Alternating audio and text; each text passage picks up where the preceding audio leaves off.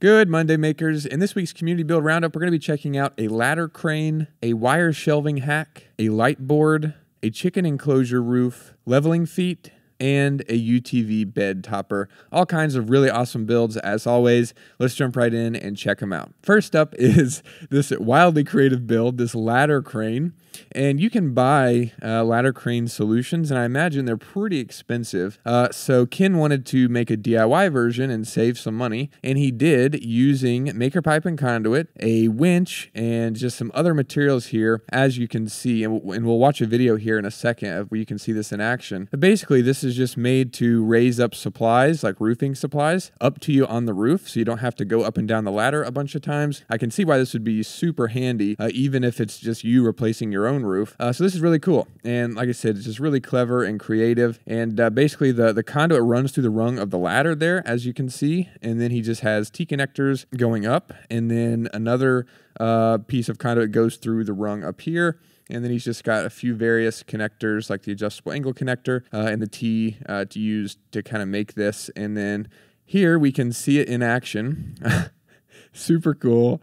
Basically just, uses the remote to raise up materials. As you can see, there's some shingles coming up, and basically just goes on the ladder. So you can still use the ladder like normal, but then you have this kind of crane and this whole apparatus that is attached to it, and I imagine it's pretty lightweight.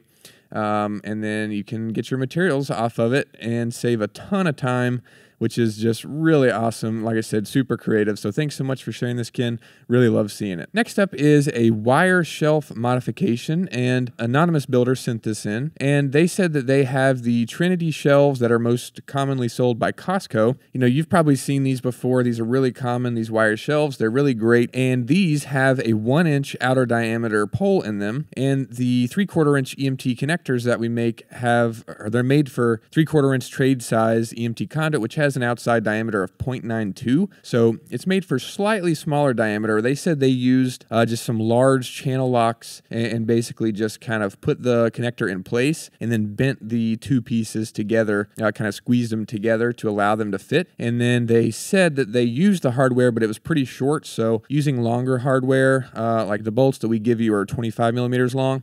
And maybe if you swapped them out for like 30 millimeters, you could do that. But you could see where they basically just added some extra support poles so they could hang stuff. So like normally you have the wire shelves up here, but they wanted to hang stuff underneath, so they just added some rungs going around with some cross pipes that they could just hang some clothes off of, and really cool. Thanks so much for sending this in. We really appreciate it. Next up is an awesome project, and this is a follow-up. Chris actually asked for advice a while back, and he built what he was looking to build and shared some photos, and I'm glad he did because this is super cool and really creative. Basically, this is a light board, as you can see, and he basically just used EMT Conduit 3/4-inch with maker pipe connectors to make this. And basically he was asking for a way to secure a clear glass panel to a frame, because whenever he's teaching or presenting, he can write on this, and we'll look at a video here. You can see, so it looks like nothing's there, right? It's just a clear space, but he is writing on this clear board and made the whole thing with maker pipe and conduit, which is super cool. And he's basically using the mounting hack for the puzzle piece clamp, where you can secure a flat surface flush with your conduit frame. And the surface that he is using is actually a clear, I imagine it's probably plexiglass if I had to guess.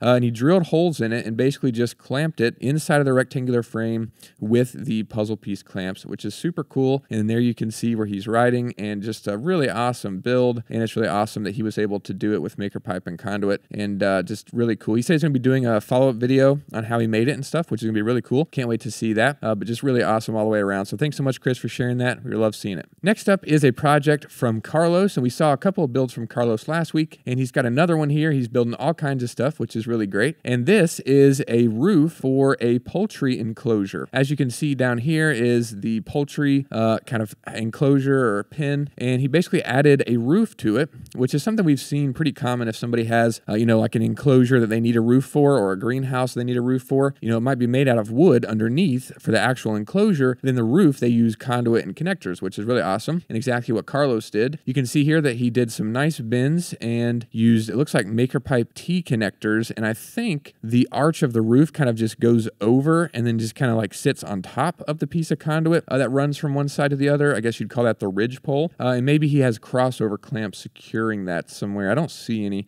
Maybe it's just sitting on top and then the frame is just kind of supporting it. And then maybe it's connected down here with T connectors again. But really cool. And there you can see, looks like Hin is enjoying it, or hinjoying it.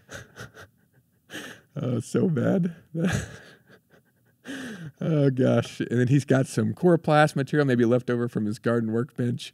And he's got the chicken wire secured to the frame, and just really awesome, and creates a nice perch and area for the chickens inside. So really cool. Thanks so much for sharing that, Carlos. Really great to see. Next up are some leveling feet, and these come from Matthew, and he's got a race timing business, which is really cool. We've seen all kinds of hacks from Matthew in the past, and he's back again with some leveling feet that he made. Basically, he's got just a small wooden block here that he drilled a hole, and I think that's a piece of conduit going up through the piece of wood. Could be wrong about that. That's what it looks like, because then he's got a piece of conduit with a threaded pipe insert sticking out the other side, and basically made these feet using threaded rod and some washers and nuts, so he can basically, twist it and change the height of the foot wherever this race timing clock is sitting, maybe on uneven ground, or maybe, in the grass, or partially on the pavement and then partially in the grass.